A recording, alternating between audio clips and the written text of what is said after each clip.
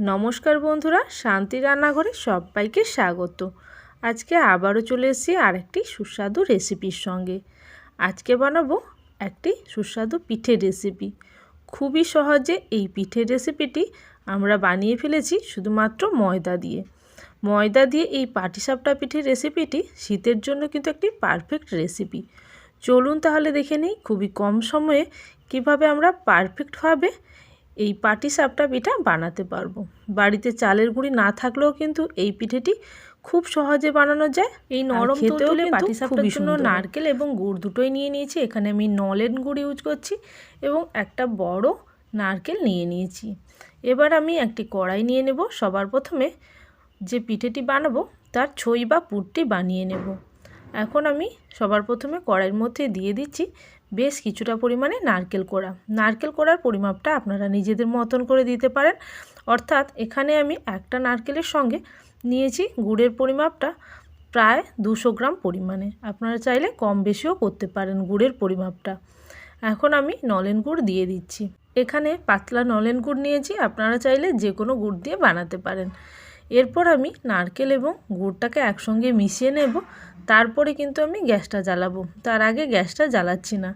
এই ছইটি বানিয়ে আপনারা কিন্তু বা এই পুরটি বানিয়ে আপনারা যে কোনো পিঠা বানিয়ে নিতে পারেন। পিঠের জন্য এই পুরটি কিন্তু সব জায়গায় ব্যবহার করতে পারেন। এটা দিয়ে আপনারা কিন্তু গোকুল পিঠাও বানাতে পারেন। এছাড়াও কিন্তু চাইলে আপনারা পুলি পিঠাও বানাতে পারেন।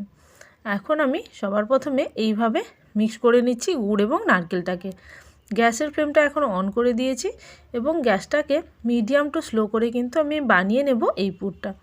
এইভাবে ভালো করে মিক্স করে নিতে হবে যতক্ষণ না পর্যন্ত গুড় এবং এইভাবে কিন্তু নারকেলটা ভালো করে মিশে যাচ্ছে। যতক্ষণ না পর্যন্ত গুড়টা এইভাবে গলে যায় এবং খুব ভালো করে মিশে যায় ততক্ষণ পর্যন্ত কিন্তু নাড়তে থাকতে হবে। গ্যাসের ফ্লেমটা আমি এখানে মিডিয়াম রেখেছিলাম এবং গুড়টা ভালো করে গলে গিয়ে নারকেলের সঙ্গে মিশে গেছে এবং নারকেল থেকেও এখন জল বেরোতে শুরু করেছে। এবার আরও কিছুক্ষণ আমি এইভাবে ভালো করে নাড়াচাড়া করতে থাকব এবং যতক্ষণ না পর্যন্ত চিটচিটে ভাব আসে ততক্ষণ পর্যন্ত কিন্তু নারকেলের ছইটাকে অনবরত নাড়িয়ে চাড়িয়ে এইভাবে মিশিয়ে যেতে হবে। এখন দেখুন অনেকটা কালারও চেঞ্জ হয়ে গেছে এবং গুড়ের পরিমাপটা আপনারা যদি ঠিকঠাক দেন কালারটা কিন্তু একদম ঠিকঠাক থাকবে।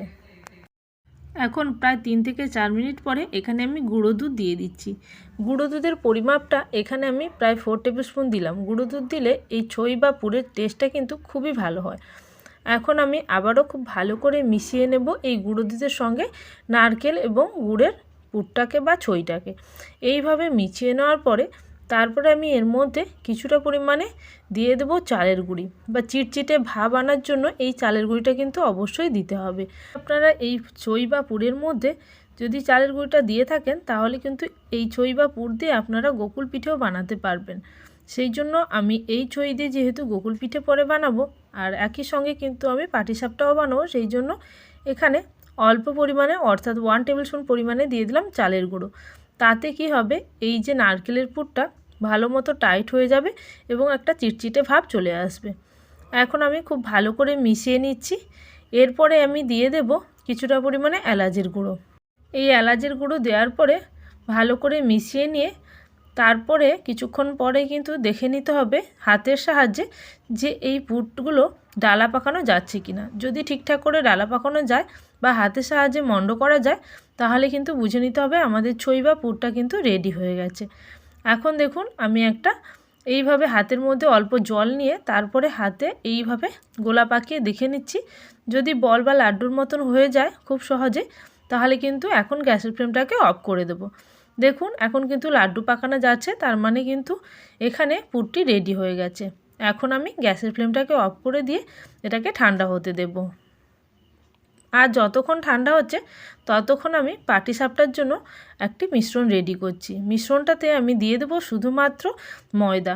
ময়দার সঙ্গে এখানে আমি কোনো রকম কিছু মেশাবো না, শুধুমাত্র অল্প লবণ এবং জল দিয়ে এই ময়দার ব্যাটারটি বানিয়ে ফেলবো। আপনারা যারা এখনও পর্যন্ত ময়দার পাটিসাপটা খাননি অবশ্যই কিন্তু এই রেসিপিটি একবার করে দেখবেন, অবশ্যই ভালো লাগবে আপনাদের। দেখুন এখন কিন্তু অল্প লবণ দিয়ে আমি ভালো করে মিশিয়ে নিলাম শুকনো উপকরণগুলোকে। এখন অল্প অল্প করে জল দিয়ে একটা পাতলা ব্যাটারে রেডি করতে হবে। একসঙ্গে খুব বেশি জল দেওয়ার প্রয়োজন নেই, অল্প অল্প করে দিয়েই কিন্তু মিশ্রণটাকে রেডি করে নিতে হবে।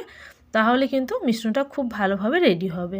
একসঙ্গে দিয়ে যদি কোনো কারণে পাতলা হয়ে যায় তাহলে অল্প ময়দা মিশিয়েও নিতে পারেন।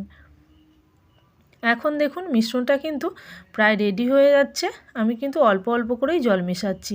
খুব বেশি একসঙ্গে জল মেশালে ভেতরের ডালাগুলো কিন্তু খুব ভালোভাবে ভাঙবে না, সেই জন্য আমি অল্প অল্প করে জল মিশিয়ে মিশ্রণটাকে রেডি করে নিচ্ছি। মিশ্রণটা রেডি হয়ে গেলেই এটা দিয়ে আপনারা পাটিসাপটা বানিয়ে নিতে পারবেন, আর কোনো রেস্টে রাখার প্রয়োজন নেই। এখন দেখুন এরকম একটা পাতলা ব্যাটারে রেডি করছি। একদম জলের মতন পাতলা নয়, আবার খুব বেশি গাঢ়ও নয়। আপনারা প্রয়োজন মতো জল মিশিয়ে এইভাবে ব্যাটার তৈরি করে নিতে পারবেন। এখানে আমি যে পরিমাণ ময়দা নিয়েছি তাতে কিন্তু প্রায় 1 কাপের জন্য 1 কাপ জল লেগেছে। এবার আমি একটা ফ্রাইং প্যান বসিয়ে দিয়েছি, এর মধ্যে দিয়ে দিলাম অল্প পরিমাণে সাদা তেল। সাদা তেলটাকে হালকা করে ব্রাশ করে নিলাম। এবার আমি মিশ্রণটাকে দিয়ে দিচ্ছি। অবশ্যই কড়াইটাকে বা এরকম ফ্রাইং প্যানটাকে ভালো করে গরম করে নিতে হবে, তারপরেই কিন্তু ব্যাটারটা দেবেন। এরকম 1 চাটু নিয়ে এইভাবে দিয়ে ভালো করে এইভাবে মিলিয়ে দিলাম। কিছুক্ষণ পরে ওপরের অংশটা যখন কালার চেঞ্জ হয়ে যাবে তারপরে আমি এরকম পুরের মিশ্রণটাকে একটা লম্বা সাইজের এরকম মিষ্টির আকারে রেডি করে নিয়ে তার উপর এইভাবে মুড়ে দিচ্ছি। যেভাবে আমরা পাটিসাপটা বানাই সেইভাবেই কিন্তু মুড়ে দিচ্ছি। যারা নতুন পাটিসাপটা বানাচ্ছেন তারা কিন্তু একবার এই প্রসেসটি দেখে নেবেন। খুবই সহজে আপনারা কিন্তু বানিয়ে নিতে পারবেন বাড়িতে। চালের গুঁড়ো থাকলে অনেক সময় কি হয়, ফ্রাইং প্যানে লেগে যায়। ময়দাতে কিন্তু সেই ভয়টা আর থাকে না। দেখুন এখন কিন্তু সম্পূর্ণ একটা পাটিসাপটা রেডি হয়ে গেছে। আবারও আর একটা পাটিসাপটা বানিয়ে দেখিয়ে দিচ্ছি। একইভাবেই বানাতে হবে। কড়াইটাকে ভালো করে গরম করে নেওয়ার পরে গ্যাসের ফ্লেমটাকে স্লো করে দিয়ে এবার আবারও দিয়ে দিলাম অল্প সাদা তেল। এবার একটু প্যাচলার সাহায্যে এইভাবে পুরোটাতে এইভাবে ব্রাশ করে নেব। তারপরে কিছুটা পরিমাণে পাটিসাপটার ব্যাটার নিয়ে এইভাবে ফ্রাইং প্যানের মধ্যে দেওয়ার পরে হালকা হাতে মিলিয়ে নিতে হবে পুরো ফ্রাইং প্যানটা জুড়ে। তারপর খুব হালকা হাতে এইভাবে কিন্তু চাটু বা চামচটাকে ঘোরাতে থাকলে খুব সুন্দরভাবে মিলিয়ে যাবে। তারপর কিছুক্ষণ ওয়েট করতে হবে। 1 মিনিট মতন ওয়েট করলেই দেখবে ওপরের অংশটা সাদা হয়ে যাবে। ওপরের অংশটা কালারটা চেঞ্জ হলেই বুঝতে হবে ওপরের অংশটা রেডি হয়েছে। সেই জন্য সেই সময় দিয়ে দিতে হবে তৈরি করে রাখা পুরটাকে এইভাবে হাতের সাহায্যে একটু লম্বা ধরনের করে নিয়েছি। তারপরে পুরটা দেওয়ার পরে এইভাবে উল্টে দিলাম একটা ফোল্ড। এইভাবে 3টে ফোল্ড করলেই কিন্তু রেডি হয়ে যাবে একটা পাটিসাপটা। তারপর কড়াইয়ের মধ্যে কিছুক্ষণ রেখে এপিট ওপিট করে উল্টে নিয়ে কিন্তু পাটিসাপটাগুলো রেডি করে নিতে হবে। এইভাবে সমস্ত পাটিসাপটাগুলো একইভাবে রেডি করে নিতে হবে। তাহলে বন্ধুরা এই রেসিপিটি ভালো লেগে থাকলে অবশ্যই কমেন্ট সেকশানে জানাবেন। আর যারা এখনও পর্যন্ত চ্যানেলটিকে সাবস্ক্রাইব করেননি অবশ্যই চ্যানেলটিকে সাবস্ক্রাইব করে নিয়ে পাশে থাকা বেল নোটিফিকেশানে ক্লিক করে রাখবেন, যাতে আমার চ্যানেলে কোনো নতুন রেসিপি আসার সঙ্গে সঙ্গে সবার আগে আপনাদের কাছে নোটিফিকেশান পৌঁছে যায়। Thank you for watching my video.